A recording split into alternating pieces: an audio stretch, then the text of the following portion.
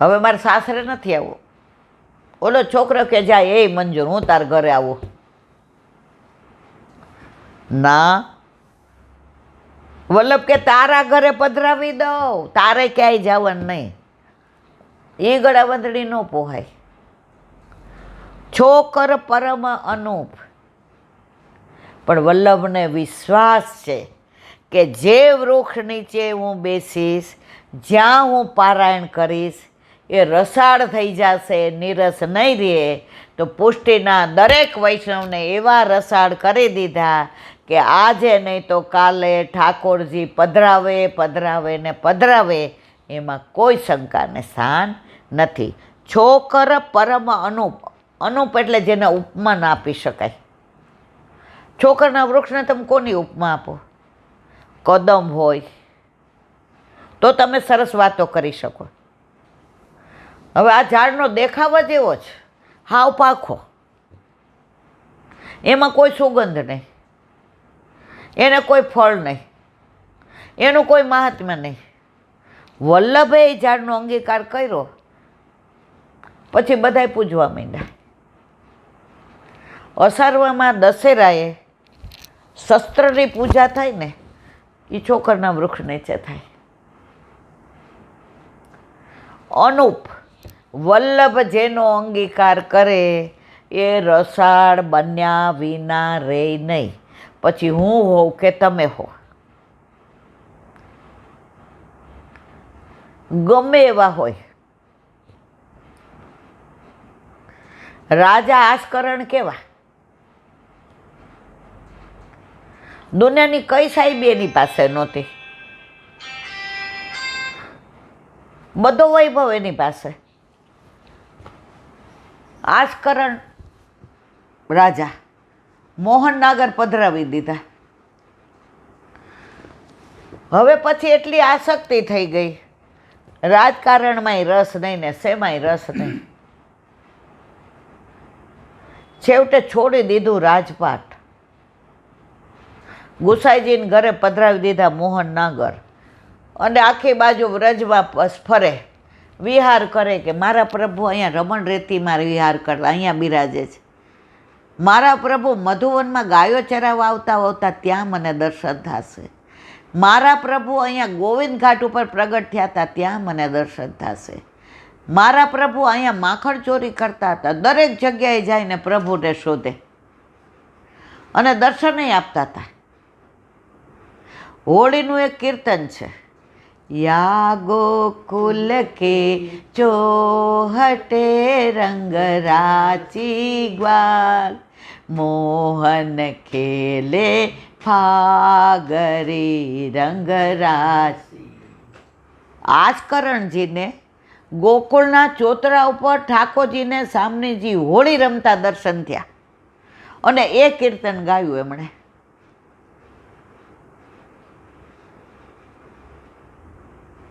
તો આવો વૈભવી માણસ, ત્યાં એને રસ નહોતો, ત્યાં એને રાસ નહોતો વૈભવમાં, લુખ્ખું હતું. હવે વ્રજમાં આવ્યા ને તો રસમાંય આનંદ આવવા માંડ્યો અને રાસમાંય આનંદ આવવા માંડ્યો. તો છોકર પરમ અનુપ. બાકીનું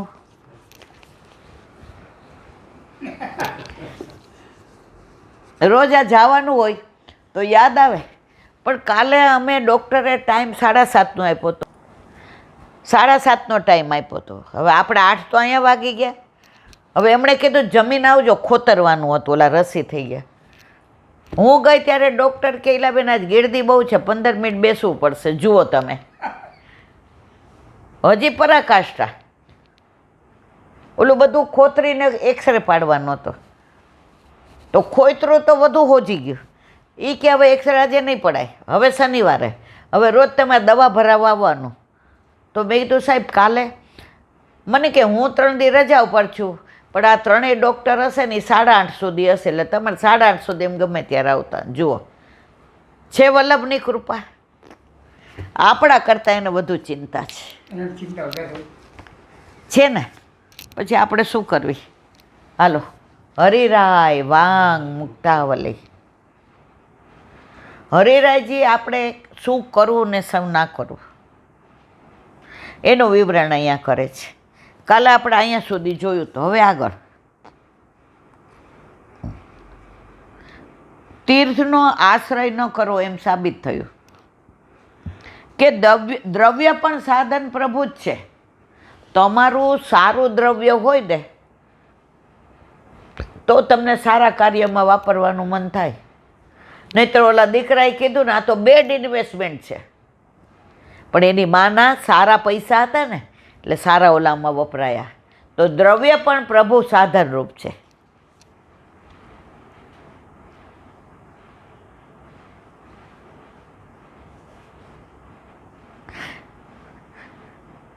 એથી સાબિત થયું કે દ્રવ્યરૂપ સાધન પ્રભુ માટે એમનો આશ્રય કરવો, મંત્રનો આધાર ન રાખવો એમ કહેવાથી મંત્રરૂપ સાધન પણ કૃષ્ણ જ છે એમ સિદ્ધ થયું. આપણો એક જ મહામંત્ર શ્રી કૃષ્ણ શરણમ મમ. આપણને કોઈ બીજું કાંઈ શીખવાડે તો સાંભળવું નહીં, શીખવું નહીં અને એમ કરવું નહીં. મને એક જણ કહે મારે બીજા ધર્મની કંઠી લીધી, ચીલાબેન દીક્ષા લીધી છે. હવે આ સત્સંગ સાંભળવા માંડી તો મને એમ થયું કે મારે તો વૈષ્ણવ બનવું છે. હવે કંઠી બદલાવાય? મેં કીધું જો મંત્ર, માળા, મૂર્તિ, ગુરુ અને કંઠી ક્યારેય ન બદલાવાય. સિવાય તમે જે અમારા ગુરુદેવો એને પૂછો, આમાં મને ખબર પડે નહીં. એટલે કૃષ્ણ એવો જ બીજાના ગાંડા કરી દે છે. બીજાની કંઠી લીધી તોય આમાં આવવું જ.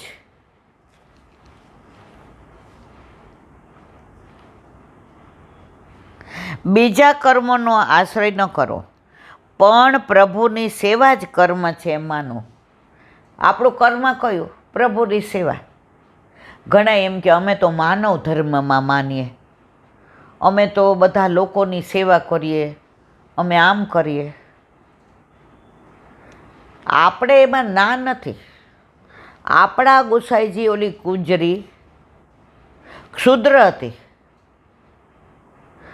અને બેભાન પડી હતી. ઓલા ખવાસે કીધું જે એને પાણી જોઈએ, જળ. એ કે અલા ઝારીજીનું પા. એ કે ઝારીજી છોવાઈ જશે સોનાને. ગુસાઈજી કે ઝારીજી બીજી આવશે, એનો જીવ બીજો નહીં આવે. શું આપણે નથી માનતા માનવ ધર્મ? માનીએ જ. પણ જ્યાં જરૂર હોય ત્યાં આપણી નામ ના થાય માનવ ધર્મમાં આપણે નથી માનતા. મારા વલ્લભની નામ ના થાય ને ત્યાં આપણે માનીએ છીએ. આપણા વૈષ્ણવને તકલીફ હોય દોડો, પણ તમારે છાપામાં નામ આવે, સોશિયલ મીડિયામાં ફોટા આવે.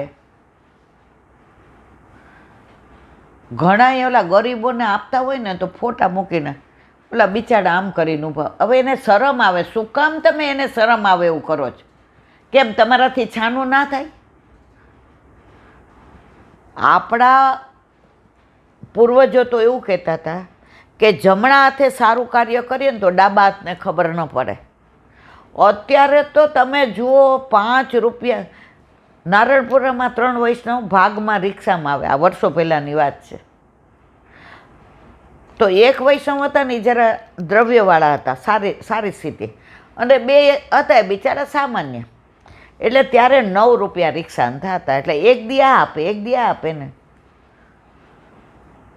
તો એક દી ઓલા 2 વૈષ્ણવ ન આવ્યા એટલે આને 9 આપવા માંડ્યા. એટલે બીજે દિવસે ઓલાને કે તમે મને કીધું નહોતું, હું તો હાલીને જાત. હવે તમારે 2 3 આપવા પડશે. સમજ્યા તમે? આ દ્રવ્ય નથી તમારું. આ સારું દ્રવ્ય ન હોય ને, ઓલા બેના 3 સારા દ્રવ્ય હશે તો આનામાં વપરાયા. તો દ્રવ્ય સારું હોય ને તો જ સારામાં વપરાય. એમ કહેવાથી કર્મરૂપ સાધન પણ કૃષ્ણ છે એમ સાબિત થાય છે. એ પ્રમાણે 11 11.5 શ્લોકમાંથી રહસ્ય એ નીકળે છે દેશ, કાલ, દ્રવ્ય, કર્તા, મંત્ર અને કર્મ એ 6 સાધનો દોષવાળા થઈ ગયા છે. આ શેનું અહીંયા કહેવામાં આવ્યું છે? કૃષ્ણાશ્રય. સર્વ માર્ગેશુ નષ્ટેશુ કલૌ ચ ખલ ધર્મણી પાસંડ પ્રચુરે લોકે કૃષ્ણ દેશ બધું અંદર આવે છે. લાભ પૂજાર્થી યત્ને શું, નાના વાદ વિનષ્ટે શું, મંત્રે સ્વવ્રત યોગી શું. દેશ, મંત્ર, કાળ આ બધુંય દોષવાળું થઈ ગયું છે. તો હવે શું કરશો? તારા ઘરે તારા માથે બિરાજતા તારા ઠાકોરજીના શરણે જા. પરંતુ ભક્તિ માર્ગ નિર્દોષ પ્રભુનો નિર્દોષ માર્ગ હોવાથી એ માર્ગનો આશ્રય કરતા એ 6 સાધનરૂપ કૃષ્ણ જ છે એવો દ્રઢ નિશ્ચય થતાં જ સર્વ દોષો નિવૃત્ત થઈ જાય છે. આપણા ઠાકોરજીની સેવામાં આપણે ઘણાય દોષ કરતા હશું, પણ ઠાકોરજી એ દોષ સામું જોતા નથી. એનું પ્રમાણ ક્યાં આપે? બીજે દિવસે સેવામાં બોલાવે એટલે આગલા દિવસના દોષ નિવૃત્ત થઈ જાય. બોલો વલ્લભાઈ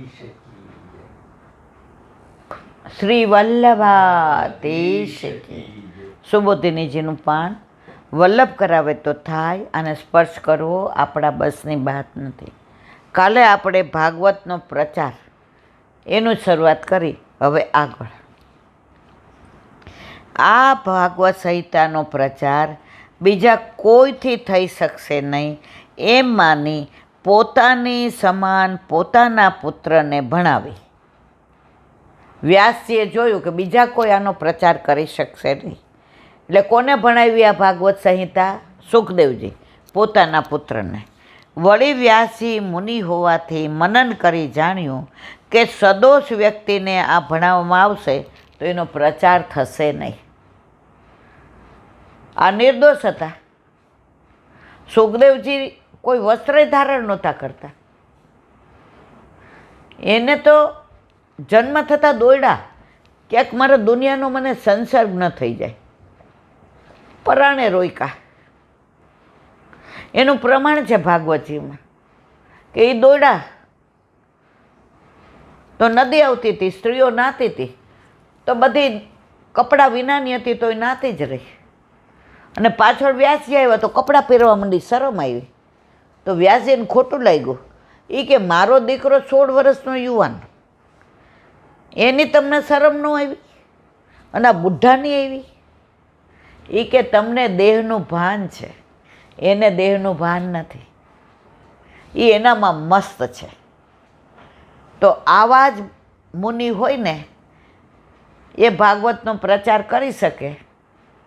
અત્યારે આ બધા પ્રચાર થાય છે, આપણે કાંઈ બોલાય નહીં. માટે એમણે મુક્ત જીવ, જુઓ, મુક્ત જીવ સુખદેવજીને ભણાવી મુક્તપણ લીલાથી ઈશ્વરની જેમ લોકોનું અનુસરણ કરીને લોકોને અનુસરનાર હશે તો તેનાથી પણ ભાગવતનો પ્રચાર નહીં થાય. એવી શંકાના નિવારણ માટે કહે છે નિવૃત્તિ નિરત્તમ. સુખદેવજી નિવૃત્તિ પરાયણ છે, એને પ્રવૃત્તિ નથી, નિવૃત્તિ નથી. એ સાકાર બ્રહ્મમાં માનતાય નહોતા, એ તો નિરાકારમાં માનતા હતા. પણ ઓલા શિષ્યોએ જઈને ઓલો શ્લોક સંભળાવ્યો ને, અહો બકી બરહા પીડવમ નટવર વપુ, એમ ઠાકોરજી આવા હજી આગળ કે એ કે આગળ સાંભળવું હોય તો હાલો વ્યાસજી પાસે, અને પાછા લઈ આવ્યા. જો સુખદેવજી કદાચ પ્રવૃત્તિમાં સ્વભાવવાળા હોય તો પ્રવૃત્તિમાં દોષની સાથે એનો સંબંધ થાય અને ભાગવત શક્તિને ઉત્પન્ન કરનારું ન થાય. આને કોઈ પ્રવૃત્તિ, તમે કંઈક પ્રવૃત્તિ કરો ને તો તમને કંઈક ખોટા વિચાર આવે, દોષ પડે, પણ તમે કાંઈ કરો જ નહીં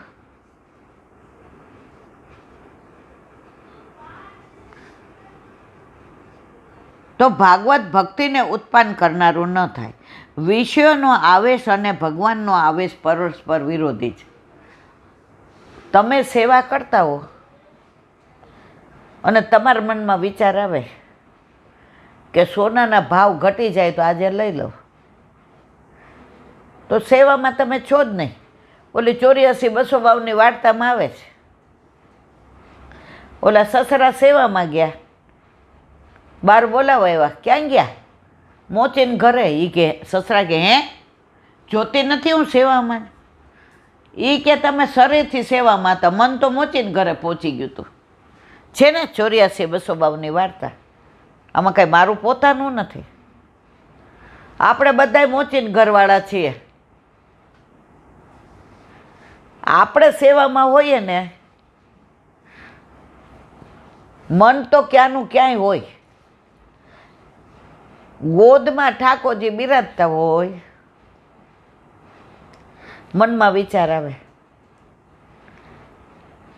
આજે આણે દૂધીનું શાક કર્યું છે, મને તો ભાવતું નથી. હથારી તારા ઘરે તારા માથે તારી ગોદમાં ત્રિલોકના, એમાં તને તાર ખાવાની વાત યાદ આવી? તો મન તો માકડા જેવું છે. સૌથી વધુ ગતિ હોય ને તો મનની જ. ક્યારે ક્યાં પહોંચી જાય નક્કી નહીં. વિષયનો આવેશ અને ભગવાનનો આવેશ પરસ્પર વિરોધી છે. એટલે કે વિષયાક્રાંત દેહમાં ભગવાનનો આવેશ થતો નથી. મૂળ શ્લોકમાં મુનિપદ મૂક્યું છે તે બતાવવા કે આ બધું વ્યાસીએ મનનપૂર્વક વિચારીને જાણ્યું. મુનિ હતા ને, મુનિ કેમ કે મનન કરે. ઓલો ધુંધુકારી હતો ને, એણે સાદી કથા સાંભળી, એને લેવા દેવ પુષ્પક વિમાન બધાને કેમ ન આવ્યા? એ સાંભળીને મનન કરતો હતો 24 કલાક. અને આપણે તો ત્યાંય બીજે મન હોય છે. આપણે કથામાં બેઠા હોઈએ છીએ, કથા આપણામાં બેઠી હોતી નથી.